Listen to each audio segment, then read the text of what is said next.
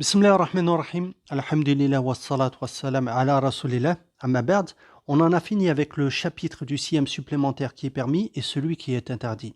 On passe aujourd'hui à Bab el-i'tikaf wa qiyam Ramadan. L'i'tikaf, c'est la retraite spirituelle qui est effectuée pendant les 10 dernières nuits du mois de Ramadan. Wa qiyam Ramadan, ce sont les salats qu'on effectue pendant les nuits du mois de Ramadan. Le Cheikh Ibn Uthaymin explique le sens de l'i'tikaf. قال الاعتكاف في اللغة هو لزوم الشيء. L'i'tikaf dans la langue arabe signifie le fait de s'attacher à quelque chose, le fait de s'en tenir à quelque chose, de demeurer vers quelque chose.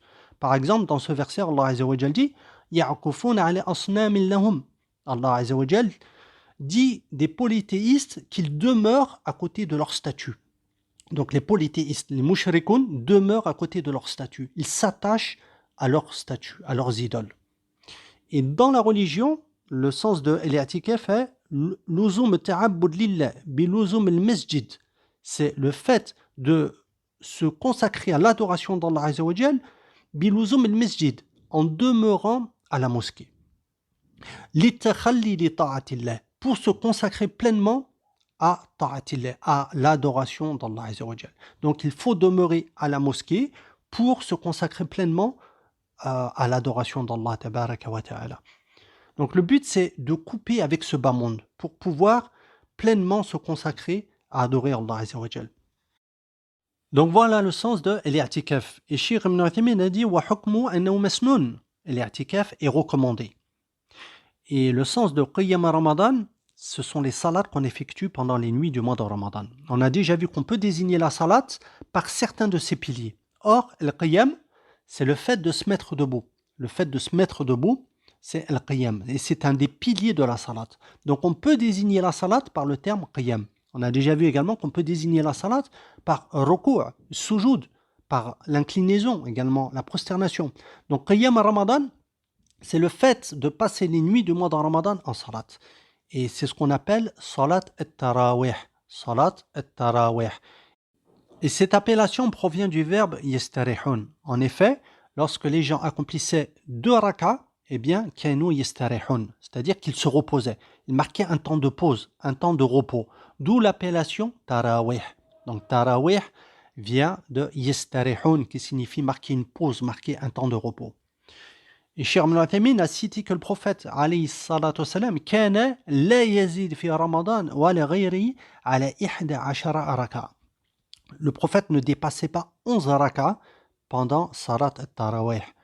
ولكنه أحيانا يصلي 13 ركعة. Par contre, parfois, il lui arrivait de prier 13 rak'a. Donc il faisait soit 11 rak'a et parfois 13 rak'a. Donc on passe au premier hadith du chapitre. عن أبي هريرة رضي الله عنه أن رسول الله صلى الله عليه وسلم قال من قام رمضان, celui qui veille les nuits pendant le mois de Ramadan, imanan, avec foi. قال الشيخ ابن عثيمين يعني يبعثه على ذلك الإيمان, c'est-à-dire que c'est la foi de la personne qui va la pousser à accomplir قيام رمضان. إيمانا واحتسابا. احتسابا قال الشيخ ابن عثيمين يحتسب الأجر من الله, c'est-à-dire que la personne attend la récompense d'Allah Azza wa Jal. Quelle est cette récompense? Le prophète l'a dit dans la suite du hadith, غُفِرَ لَهُ مَا تَقَدَّمَ مِنْ ذَنْبِهِ.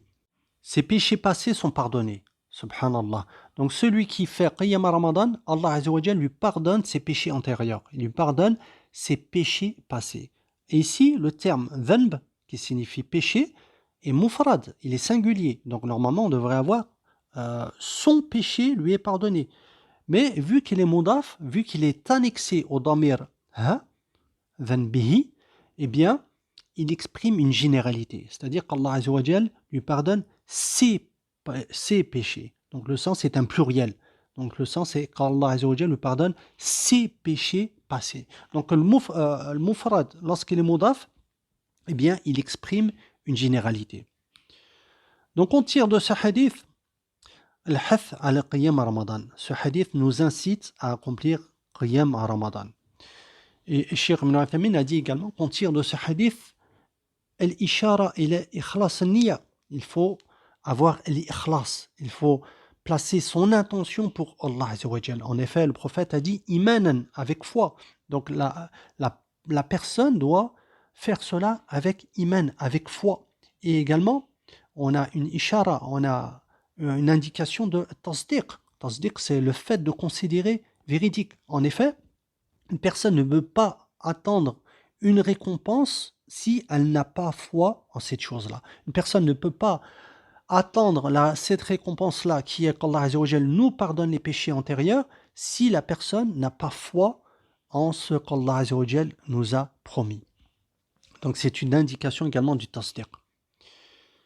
Puis Cheikh Ibn Uthaymin évoque le fait de savoir est-ce qu'Allah Azza wa Jal pardonne les petits péchés, as-sagha'ir ou al-kaba'ir, ou les grands péchés. Cheikh Ibn Uthaymin a cité que la majorité des savants est d'avis que ce sont les petits péchés qui sont pardonnés. Déjà, on a déjà cité cela. En effet, le prophète alayhi salatu wassalam, a cité dans un hadith que as-salawat al-khams, les 5 salats quotidiennes, wal jumu'ah ila al-jumu'ah, et la prière du vendredi d'une semaine à une autre, wa ramadan ila ramadan, et le siyam de ramadan d'une année à une autre, mukaffirat lima baynahunna, tout cela permet d'expier les péchés qu'il y a entre les deux, idha ijtunibat al-kaba'ir, à condition de s'écarter des kaba'ir, à condition de s'écarter des grands péchés. Donc ici le prophète alayhi salatu wassalam a bien précisé, il faut s'écarter des grands péchés. Or ici, le prophète a cité des obligations, il a cité les 5 salats obligatoires. Donc si les 5 salats obligatoires ne permettent pas d'expier les grands péchés, que dire de salat al-tarawih qui n'est que recommandé? Donc à plus forte raison, eh bien salat al-tarawih ne permet pas d'expier el-kaba'ir.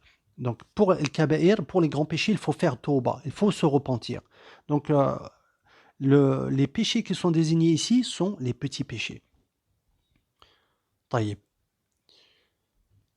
Puis Cheikh Ibn Uthaymin dit qu'il faut faire très attention, car ici le prophète a dit imanan wa ihtisaban. Il a dit qu'il y a beaucoup de gens qui effectuent cette salat-là, walakin bila khushu', sans concentration, sans sérénité, sans quiétude.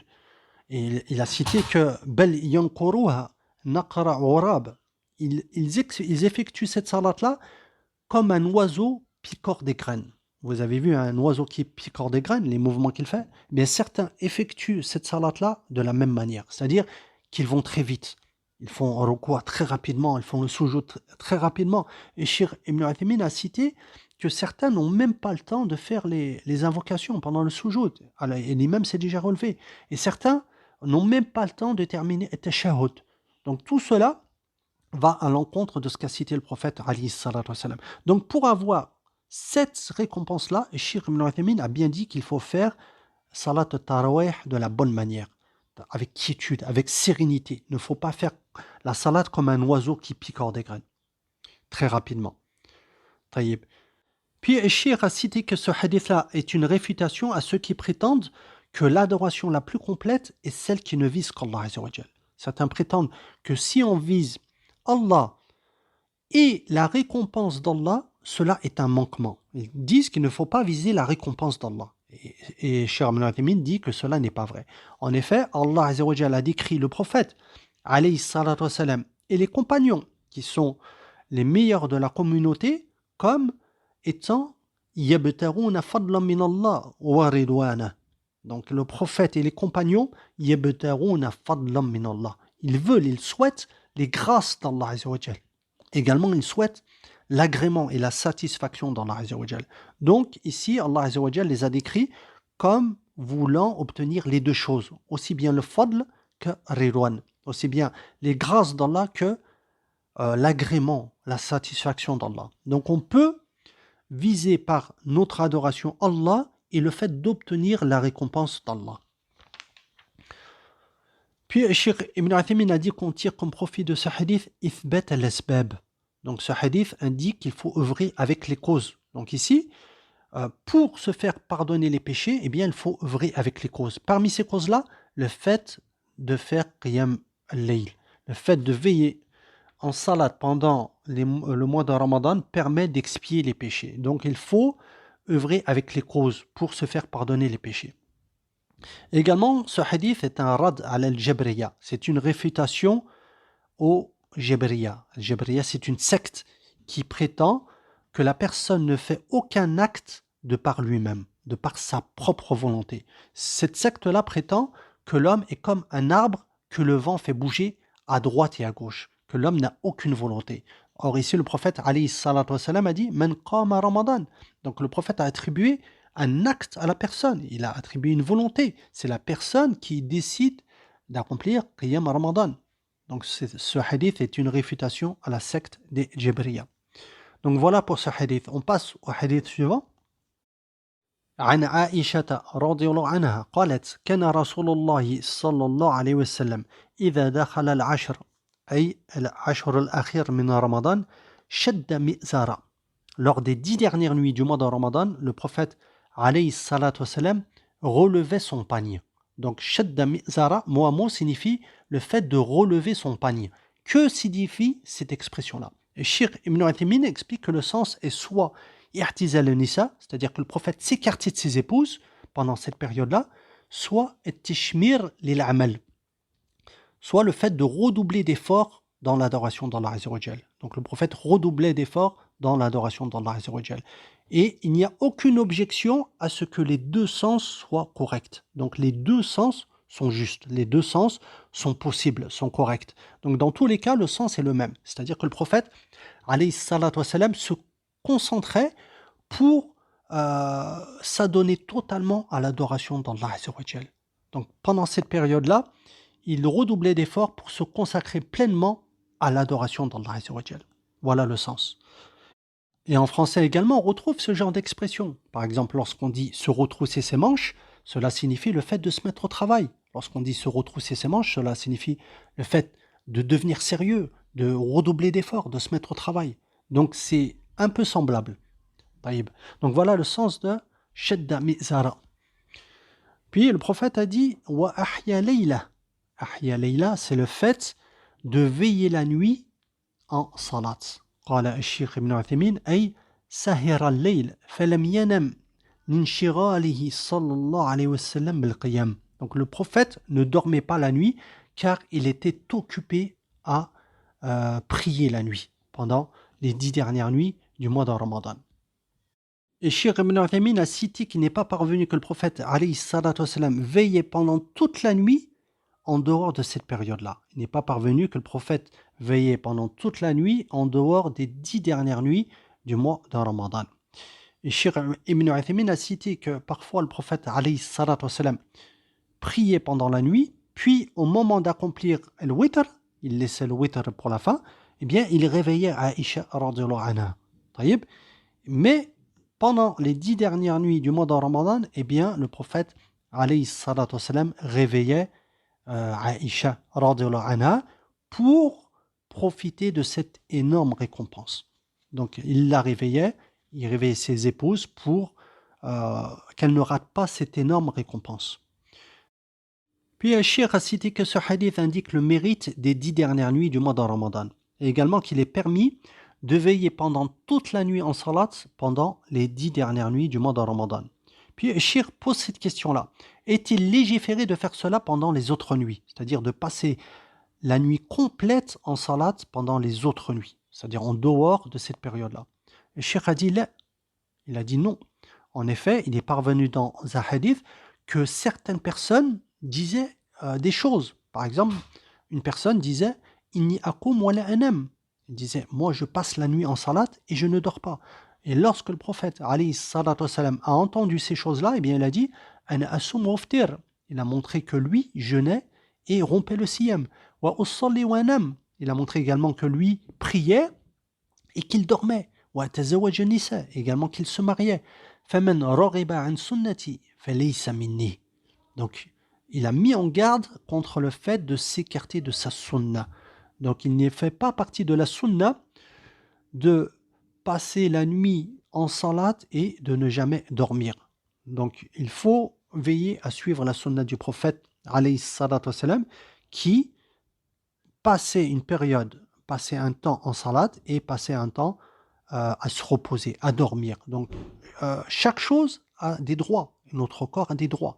Donc il faut lui donner son droit, il faut lui accorder son droit, il faut lui accorder du sommeil.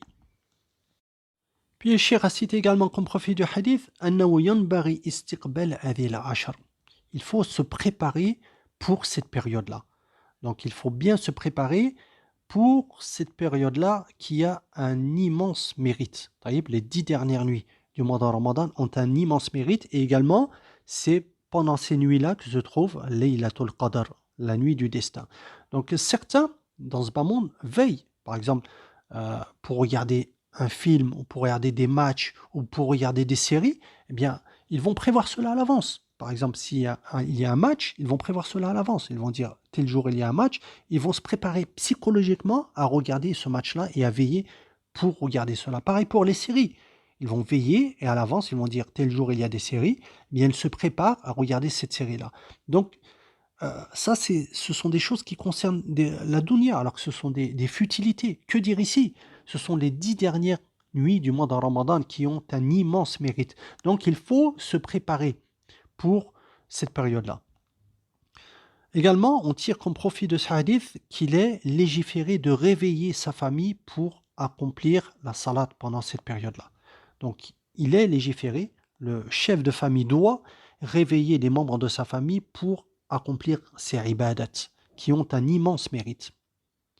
Taïb, et Cheikh Ibn Uthaymin a dit que en ce qui concerne ce qui est obligatoire, en ce qui concerne par exemple les salats obligatoires, eh bien il est obligé de réveiller les membres de la famille. Par exemple, lorsque c'est salat al-fajr, il est du devoir du chef de famille de réveiller les membres de la famille pour qu'ils accomplissent la salat. D'accord?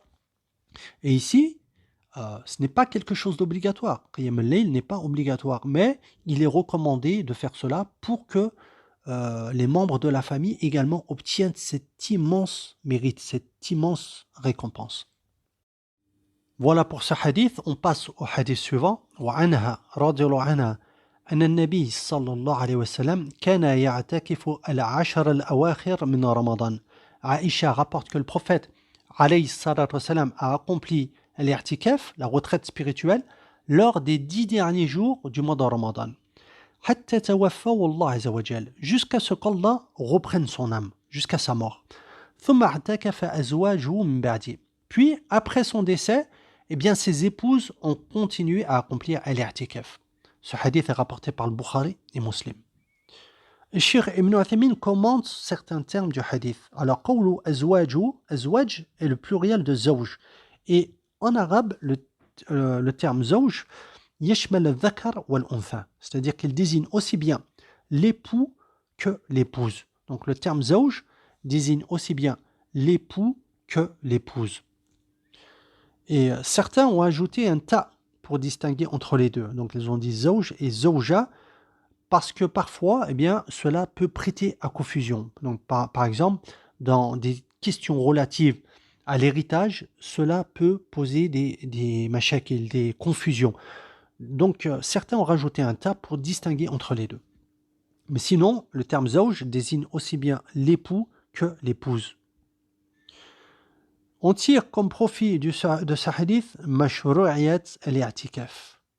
Al-i'tikaf est quelque chose de légiféré. En effet, le prophète alayhi salatu wassalam a pratiqué, a accompli al-i'tikaf. Donc, cela indique que al-i'tikaf est légiféré. Puis le Cheikh a cité une faïda, mais pour ne pas faire trop long, on ne l'évoquera pas ici. Et si Allah Azza wa Jal facilite, on la fera peut-être dans un cours tout seul. Puis le Cheikh a cité l'importance de Laylatul Qadr. En effet, Laylatul Qadr se situe dans les 10 dernières nuits du mois de Ramadan. Donc cela indique l'importance de Laylatul Qadr, la nuit du destin, et on va voir ce chapitre-là par la suite, Inch'Allah. Également, ce hadith indique que Afdal makan lil khulwa billah buyut Allah Azza wa Jal. Le meilleur endroit pour se consacrer à l'adoration d'Allah Azza wa Jal, eh bien ce sont buyut Allah, les maisons d'Allah Azza wa Jal, c'est-à-dire al-masajid, les mosquées. En effet, le prophète alayhi salatu wassalam adafaha ila Allah. Il a annexé ces maisons-là à Allah Azza wa Jal, buyut Allah. Les maisons d'Allah Azza wa Jal, ce qui indique le mérite des masajid, le mérite des mosquées. Également, ce hadith indique que l'i'tikaf lam yunsakh, c'est-à-dire que l'i'tikaf n'a pas été abrogé. En effet, les épouses du prophète alayhi salatu wassalam, après sa mort, ont continué à accomplir l'i'tikaf. Et il a rapporté dans un hadith que Aïcha radhiyallahu anha avait demandé l'autorisation au prophète alayhi salatu wassalam d'accomplir l'i'tikaf. Le prophète voulait accomplir l'i'tikaf et elle lui a demandé l'autorisation de le faire également. Il lui a dit oui. Puis son épouse Zaynab est venue lui demander l'autorisation. Il lui a dit oui. Puis son épouse Hafsa en a fait de même. Il lui a dit oui. Et lorsqu'il a vu toutes ces tentes-là dressées, parce qu'il pratiquait l'irtikaf dans des tentes, eh bien, il a décidé de ne pas accomplir l'irtikaf. Il l'a repoussé pour le début du mois de Shawwal. Cheikh Ibn Uthaymin explique que le prophète alayhi salatu wassalam, a ordonné de faire enlever ces tentes-là, ظنًا أن الحامل لذلك هو الغيرة, car il a pensé que c'était la jalousie qui avait poussé ses épouses à faire cela. Donc il a ordonné à ce qu'on ôte les tentes pour ne pas accomplir l'irtikaf, car il a pensé que c'était la jalousie qui les avait poussés à faire cela. طيب, on passe au hadith suivant. وعنها رضي الله عنها قالت كان رسول الله صلى الله عليه وسلم إذا أراد أن يعتكف صلى الفجر. Aïcha radiallahu anha toujours rapporte que le prophète alayhi salatu wassalam, lorsqu'il voulait accomplir l'irtikaf, eh bien il accomplissait la salat du fajr. ثم دخل معتكفا, puis il entrait dans son lieu de retraite. Ce hadith-là est rapporté par le Bukhari et Muslim. Donc ici on va se poser cette question-là. Quand est-ce que commence l'irtikaf? Donc on va résumer la question en disant que certains ont dit que l'irtikaf débute بعد صلاة الصبح من اليوم الحادي والعشرين. Donc certains ont dit que l'irtikaf débute après la salat du fajr du 21e jour, en se basant sur le hadith qu'on vient de lire. Le hadith de Aïcha qui a dit que le prophète, lorsqu'il voulait accomplir l'irtikaf, eh bien il accomplissait salat al-fajr, puis il entrait dans son lieu de retraite. Donc ils ont dit que c'est après la salat du fajr du 21e jour. Et d'autres ont dit que c'était min ghurub ash-shams al-yawm al-ishrin, que c'était au coucher du soleil du 20e jour. Donc le 20e jour, au coucher du soleil, débute l'irtikaf. Pourquoi? Car les nuits précèdent les journées. On a déjà vu que les nuits précèdent les journées. Donc les 10 dernières nuits du mois de Ramadan débutent au coucher du soleil. Et en fait, il n'y a pas de contradiction entre ces deux avis-là. Donc certains savants ont regroupé entre les deux avis-là. Certains ont regroupé entre les deux hadiths en disant qu'en fait le prophète, alayhi salatu wassalam, débutait l'irtikaf au coucher du soleil. Au coucher du soleil, eh bien, il débutait l'irtikaf, mais il ne se rendait dans son lieu de retraite qu'après avoir accompli salat al-fajr. Donc voilà le regroupement entre les deux avis. Donc il débutait l'irtikaf au coucher du soleil, au début de la nuit, mais il ne se retirait dans son lieu de retraite qu'après avoir accompli salat al-fajr. Donc voilà le résumé de cette question-là. On passe au hadith suivant. وعنها رضي الله عنها قالت إن كان رسول الله صلى الله عليه وسلم لا يدخل علي رأسه وهو في المسجد فأرجله. Aïcha radiallahu anha toujours rapporte que le prophète alayhi salatu wassalam lui tendait sa tête alors qu'il se trouvait dans la mosquée. Pourquoi? Pour qu'elle le peigne. Urajjiluhu signifie le fait de peigner. Donc Aïcha peignait les cheveux du prophète alayhi salatu wassalam. وكان لا يدخل البيت إلا لحاجة إذا كان معتكفا. Et elle a rapporté que lorsque le prophète était en i'tikaf, eh bien il ne rentrait à la maison qu'en cas de besoin, qu'en cas de nécessité. Ce hadith est rapporté par le Bukhari et Muslim. Le Cheikh Ibn Uthaymin commente le hadith. وكان لا يدخل البيت, il n'entrait à la maison. Alors le Cheikh Ibn Uthaymin a dit بيت عائشة وغيرها من النساء. Il s'agit de la maison de Aïcha ou d'une autre de ses épouses. إلا لحاجة, qu'en cas de besoin. Donc le prophète ne rentrait à la maison qu'en cas de besoin. Cheikh Ibn Uthaymin a dit haja, ça désigne le besoin. Donc il a dit que le terme haja désigne les besoins de la personne, c'est-à-dire le fait d'aller aux toilettes. Et on va voir par la suite que cela englobe également d'autres nécessités. Par exemple, le fait d'aller accomplir le wudu s'il n'y a pas d'eau au masjid, ou d'accomplir le ghusl s'il n'y a pas d'eau également au masjid. Donc il ne rentre à la maison qu'en cas de nécessité. Et Cheikh a cité que ce hadith indique qu'il est permis de sortir une partie de son corps. Le fait de sortir une partie de son corps de la mosquée n'invalide pas l'i'tikaf. En effet, ici, le prophète alayhi salatu wassalam tendait sa tête à Aïcha pour qu'elle le peigne. Donc le fait de sortir une partie de son corps n'invalide pas l'i'tikaf. Également, ce hadith indique qu'il est permis de peigner celui qui accomplit l'i'tikaf.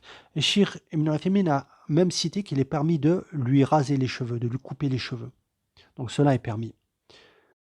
Puis Cheikh pose cette question-là. Pourquoi est-ce que ce n'est pas Aïcha radhiyallahu anha qui est entrée à la mosquée pour peigner les cheveux du prophète alayhi salatu wassalam? Cheikh a dit que Aïcha devait avoir une excuse, ou soit qu'il devait y avoir des hommes à la mosquée et que le prophète n'a pas voulu que Aïcha entre. Donc vu qu'il y avait des hommes, le prophète n'a pas voulu que Aïcha entre à la mosquée. On tire également comme profit du hadith أنه ينبغي للإنسان أن يفعل مع زوجته ما يجلب المودة والمحبة. L'homme doit bien se comporter avec son épouse. Et également l'épouse doit bien se comporter avec son époux. Donc tous les deux doivent faire tout ce qui va consolider leur amour. Donc l'époux doit faire ce qui va renforcer l'amour du couple. Également l'épouse doit faire ce qui est bon pour consolider, pour renforcer l'amour du couple. Donc ici, le prophète alayhi salatu wassalam a tendu sa tête à Aïcha pour qu'elle le peigne. Donc, bila shak, il n'y a aucun doute que cela, yajlib al-mahabba, cela entraîne l'amour. Donc, cela renforce les liens entre les époux. Donc, il faut faire tout ce qui va renforcer les liens entre l'époux et les épouses. Que ce soit des gestes d'affection, que ce soit des petits cadeaux, par exemple. Le fait de faire des cadeaux consolide l'amour. Cela fait très plaisir. Et si la personne est bien, eh bien, cela va se répercuter dans le couple. Donc, le fait de faire, par exemple, des cadeaux, de s'offrir des cadeaux entre époux et épouse est quelque chose qui va consolider le couple, renforcer l'amour du couple. Taïb. Également, on tire comme profit du hadith أنه لا يجوز للمعتكف الخروج من المسجد إلا لحاجة. Il n'est pas permis à la personne qui effectue l'i'tikaf de sortir si ce n'est pour un besoin, si ce n'est pour une nécessité. Comme on l'a vu par exemple le fait d'aller aux toilettes. Ou également, Cheikh Ibn Uthaymin explique tout ce qui est nécessaire. Par exemple, l'akl ou shurb, le fait d'aller prendre de la nourriture, de la boisson, ou pour aller prendre des vêtements également. طيب ولكن بشرط ألا يجد ما يأتي به إليه, à condition qu'il ne trouve personne pour lui rapporter ces choses-là. Si la personne trouve une personne qui peut lui ramener de la nourriture, de la boisson, des vêtements, dans ce cas-là, eh bien, elle n'a pas à sortir. Mais si personne ne peut lui faire cela, eh bien, elle peut sortir pour aller prendre ces choses-là, pour aller faire ces choses-là. Également, Cheikh Ibn Uthaymin a dit pour accomplir le wudu. S'il n'y a pas d'eau à la mosquée, la personne peut sortir à la maison pour aller accomplir les ablutions. Également pour accomplir le ghusl. Donc, dans ce cas-là, en cas de besoin, en cas de nécessité, il est permis de sortir de l'i'tikaf. Sinon, il n'est pas permis de sortir sans motif impérieux, sans nécessité. Cheikh a également cité أنه لا يزيد على قدر الحاجة إذا خرج. Si la personne sort, eh bien, dès qu'elle a effectué ce qu'elle devait faire, elle doit rentrer. Elle ne doit pas tarder, elle ne doit pas s'attarder. Donc ce n'est pas, par exemple, la personne ne doit pas sortir et se mettre à discuter avec des amis et tarder. Non, elle fait ce qu'elle a à faire et elle entre directement, elle rentre directement dans son mu'takaf. Puis Cheikh a dit que les savants ont dit que le fait de sortir de la mosquée lorsqu'on effectue l'i'tikaf se divise en trois catégories, en trois parties.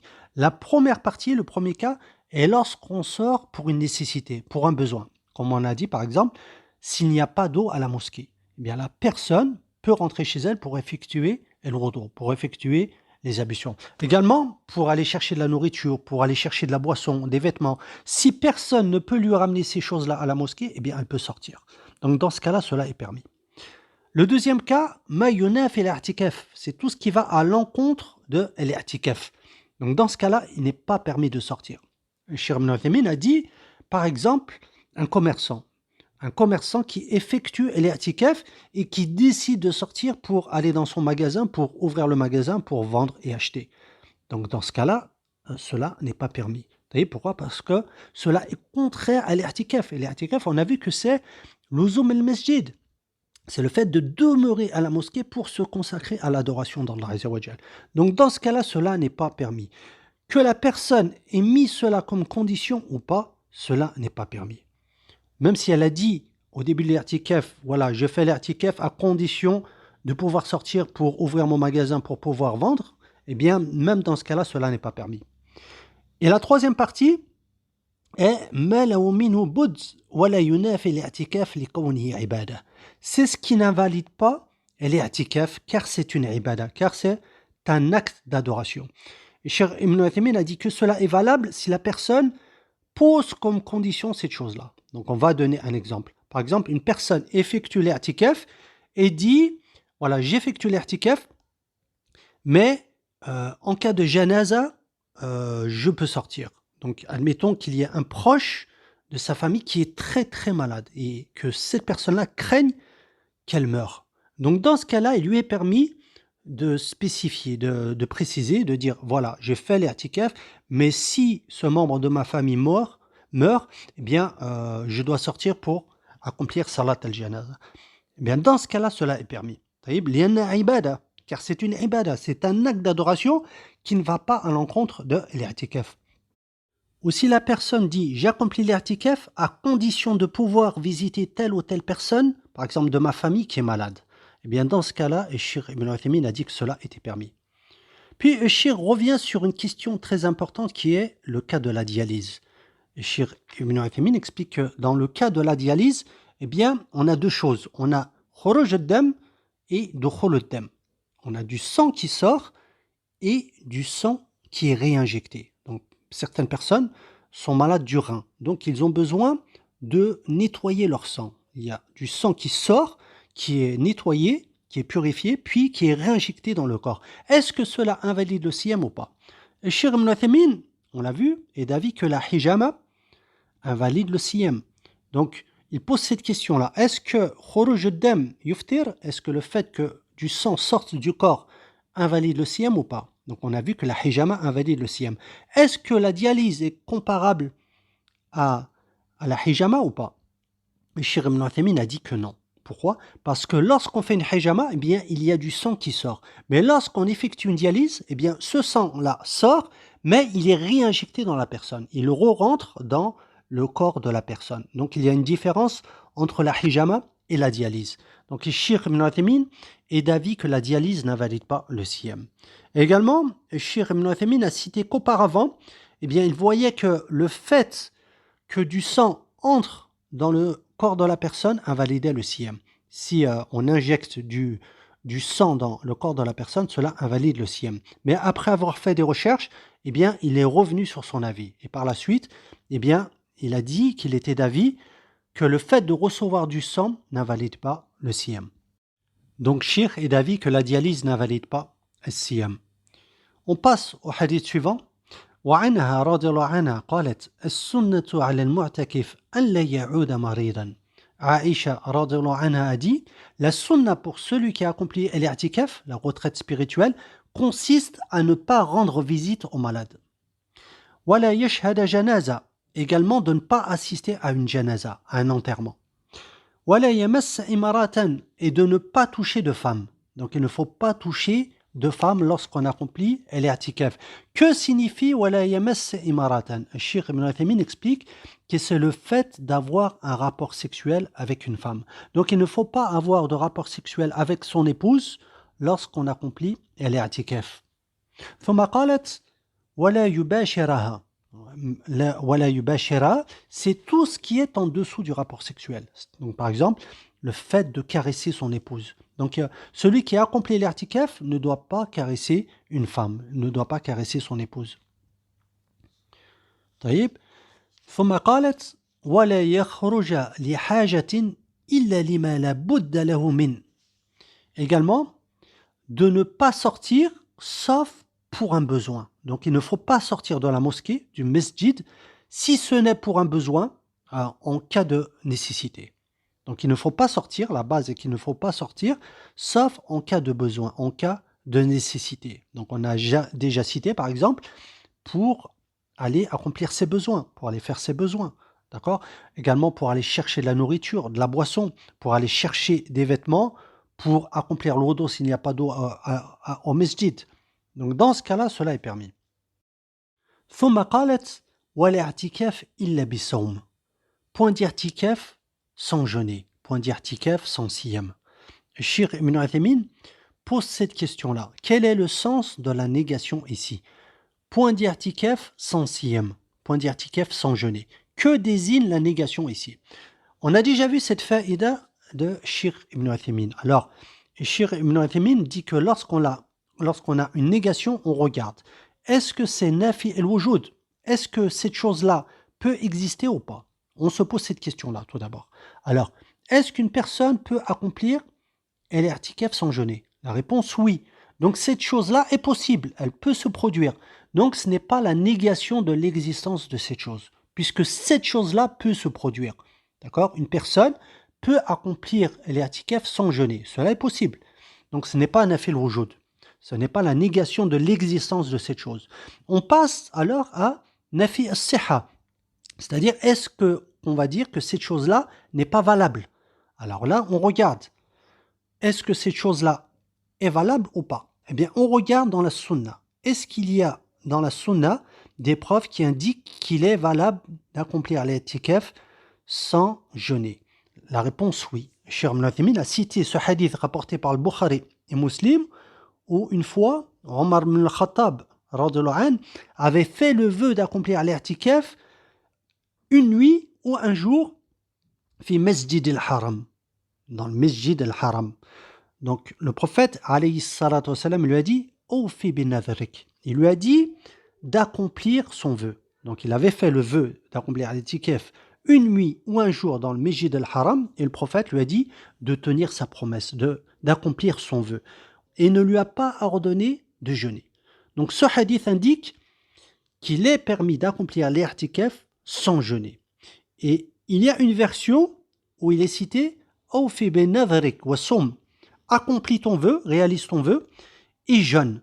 Mais cette version-là, ce hadith-là est daïf. Cette version-là, où on a et jeûne, est daïfa. Elle n'est pas authentique, elle est faible. Donc ce hadith indique qu'il est permis d'accomplir l'irtikaf sans jeûner. Donc ici, on ne va pas dire que c'est nafi as-siha. On ne va pas dire que c'est la négation de la validité de cette chose-là. Vu que l'irtikaf est valable même sans jeûner. D'accord? Et ce hadith-là en est une preuve. Donc on passe à nafi al-kamal. Donc le sens est nafi al-kamal, c'est-à-dire la négation de la plénitude de la chose. Donc le meilleur pour celui qui a accompli l'irtikaf, c'est de jeûner. Mais si elle ne jeûne pas, son i'tikaf est valable. Donc voilà, on a les trois étapes. On regarde nafi al-wujud, ou nafi al-siha, ou nafi al-kamal, la plénitude de la chose. Le meilleur, bien sûr, le plus complet des i'tikaf est lorsqu'on accomplit le siyam, lorsqu'on jeûne. Mais il est valable si on n'accomplit pas le siyam. طيب. ثم عائشة قالت والاعتكاف إلا في مسجد جامع. Puis Aïcha a dit et point d'irtikaf si ce n'est dans une mosquée jamia. Masjid jamia, c'est une mosquée où on accomplit les 5 salats obligatoires et salat al-jumu'ah, la prière du vendredi. Donc ici, on va se poser également la question, quel est le sens de la négation? Ou l'irtikaf, point d'irtikaf si ce n'est dans un masjid jamia. Est-ce que c'est une condition d'accomplir l'irtikaf dans une mosquée où on accomplit les 5 salats obligatoires et également le Jumu'ah? Si on se trouve dans une mosquée où on n'accomplit pas salat al-Jumu'ah, la prière du vendredi, est-ce que l'irtikaf est valable ou pas? Eh bien, on regarde, c'est la même chose. Est-ce que c'est nafi al-wujud? Est-ce que c'est la négation de l'existence de cette chose? On va dire non, car une personne peut accomplir l'irtikaf dans un masjid où on n'accomplit pas salat al-Jumu'ah, la prière du vendredi. Donc cette chose-là peut se produire, cette chose-là peut exister. Donc ce n'est pas la négation de l'existence de cette chose. On passe à nafi as-siha. Est-ce qu'on va dire que cette chose-là, si on l'a fait, eh bien elle n'est pas valable? Eh bien on regarde. Cheikh Ibn Uthaymin a dit qu'on a ce verset-là. وَأَنْتُمْ عَاكِفُونَ فِي الْمَسَاجِدِ وَأَنْتُمْ عَاكِفُونَ فِي الْمَسَاجِدِ. Donc ici, ce verset-là fait mention de ceux qui font i'tikaf fil masajid. Or ici, le masajid est un terme qui est général. En effet, on a un alif lam qui indique la généralité des masajid, la généralité des mosquées. Donc, le masajid est un terme qui est général, qui englobe toutes les mosquées. Donc ici, on a une preuve qui indique que l'i'tikaf est valable dans toutes les mosquées. Donc on ne va pas dire que c'est la négation de la validité de cette chose. Si une personne est dans une mosquée où on n'accomplit pas Salat al-Jumu'ah, son i'tikaf est quand même valable. Donc il nous reste Nafi al-Kamal, la négation de la plénitude de la chose. C'est-à-dire que le meilleur, l'i'tikaf le plus complet, est celui qui s'effectue dans un masjid où on accomplit les salats obligatoires et Salat al-Jumu'ah. Mais si on n'accomplit pas Salat al-Jumu'ah, la prière du vendredi, dans cette mosquée-là, l'i'tikaf est quand même valable. Donc voilà. Donc ici, c'est la plénitude. Le meilleur, l'i'tikaf, le meilleur, le plus complet, d'accord, est celui qui s'effectue dans un masjid jami', où on effectue les 5 salats obligatoires et Salat al-Jumu'ah. Mais si on ne fait pas Salat al-Jumu'ah, la prière du vendredi dans cette mosquée-là, l'i'tikaf est quand même valable. Donc voilà une faïda de Cheikh Ibn Uthaymin très bénéfique, très importante, qui nous fait comprendre beaucoup de choses. وعن ابن عباس رضي الله عنهما أن النبي عليه الصلاة والسلام قال ليس على المعتكف صيام إلا أن يجعله على نفسه. Ibn Abbas a rapporté que le prophète a dit celui qui a accompli l'i'tikaf n'est pas tenu de jeûner sauf s'il se l'impose.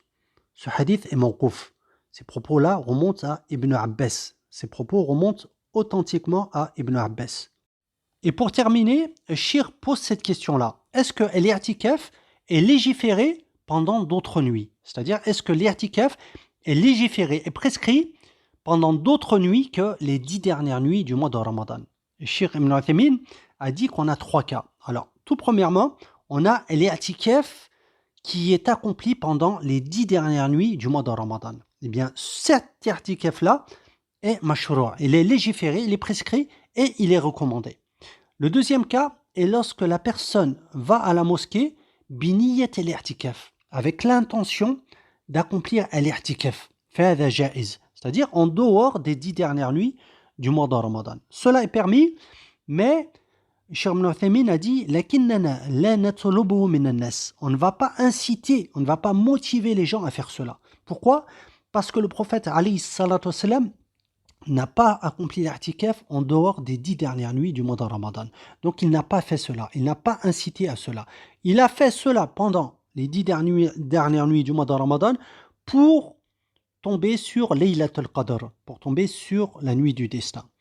Et Cheikh Ibn Uthaymin a dit que s'il n'y avait pas le hadith de Omar, qu'on a vu juste auparavant, Omar ibn Khattab avait fait le vœu d'accomplir l'i'tikaf fi Masjid al-Haram, une nuit ou une journée, et le prophète lui a dit d'accomplir ce qu'il avait promis, d'accomplir son vœu.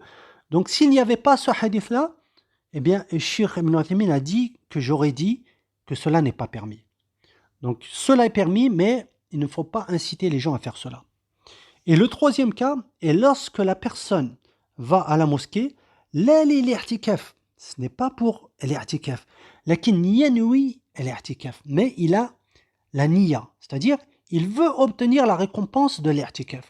On va donner un exemple. Par exemple, une personne va accomplir Salat al-Maghrib et elle décide de rester entre le Maghrib et l'Isha. Et elle se dit, ben tiens, je vais mettre ma niya d'i'tikaf pour avoir la double récompense. Eh bien, dans ce cas-là, cela n'est pas permis. Cela n'est pas permis, comme l'a cité Cheikh Ibn Uthaymin. Pourquoi? لأن النبي عليه الصلاة والسلام لم يرشد منتظر الصلاة إلى هذا.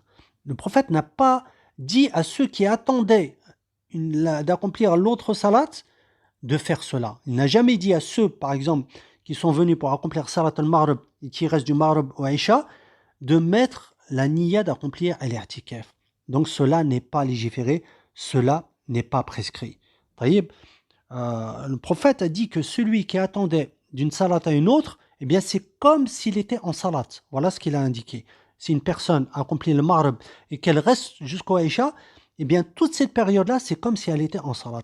Mais il n'a jamais indiqué de mettre sa niya d'accomplir l'irtikaf pour avoir la récompense de l'irtikaf. Donc cela n'est pas légiféré. Donc voilà le résumé qui concerne l'irtikaf. طيب. Donc on en a terminé avec ce dars qui concernait l'irtikaf wa qiyam Ramadan wa ila huna wa subhanak Allahumma wa bihamdik ashhadu an la ilaha illa ant